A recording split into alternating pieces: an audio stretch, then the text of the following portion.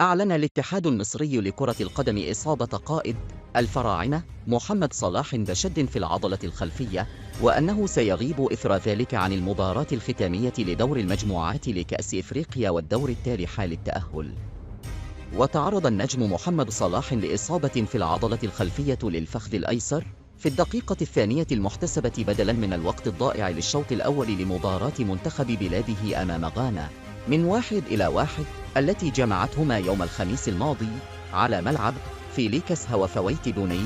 ستاد فيليكس هافوت بويني بمدينة أبيجان الإيفوارية ساحل العج. وقال الاتحاد المصري لكرة القدم في بيان نشره عبر حسابه الرسمي على منصة إكس إصابة محمد صلاح بشد في العضلة الخلفية ويغيب مباراتين في إفريقيا. وأضاف: أثبتت الأشعة التي خضع لها محمد صلاح قائد منتخب مصر عن إصابته بشد في العضلة الخلفية وسيغيب عن المباراتين المقبلتين للمنتخب في إفريقيا أمام كاب فيردي الرأس الأخضر ثم مباراة دور 16 في حالة لا التأهل.